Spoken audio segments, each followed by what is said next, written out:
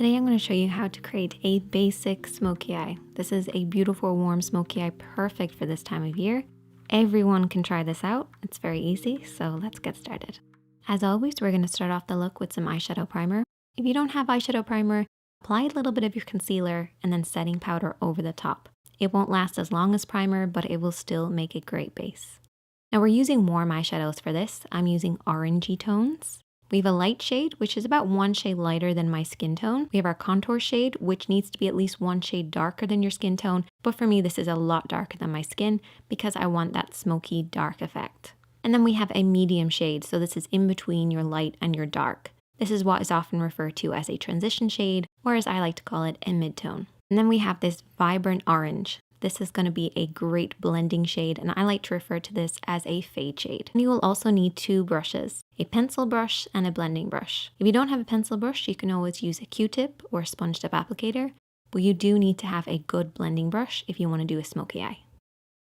So we are going to start off with the medium shade, which is the mid-tone or transition shade. We're going to sweep this over the eye using our blending brush. So grab your blending brush, pick up a little bit of product, and we're going to start on the outer edge of the eye and work this over and back, slightly onto the lid and then into the crease of the eye. So we want the concentration to be right in that crease, bringing it slightly onto the lid as well, and then blending upwards towards the brows. So pick up a little bit of product, build this up as you go, making sure that every time you press the brush onto the lid, you're starting on the outer edge. Anywhere you put your brush down first will give you the most amount of product. So you want to start on the outer edge and then blend in.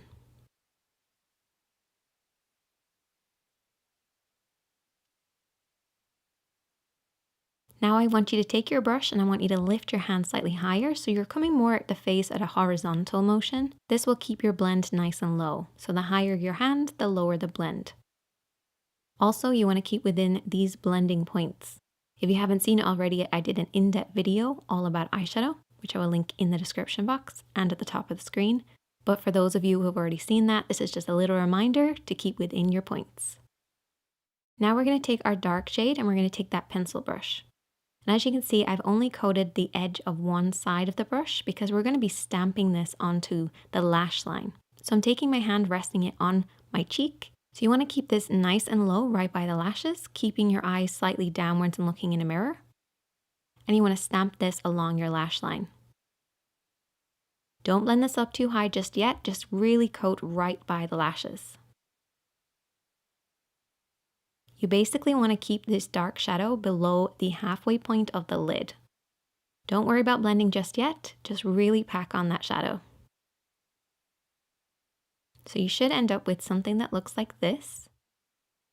And then what we can do is take our brush, don't pick up any additional product, and just press and smudge to blur out this line so it slightly rises upwards and blends into nothing. Making sure to keep that really dark shade right at the lash line. Then we're going to take that orange shade. We're going to apply this using that blending brush. We're sweeping this right where the dark shade meets that mid-tone that we already applied. And what this will do is it will soften out everything and fade everything for you. That's why I like to refer to it as a fade shade.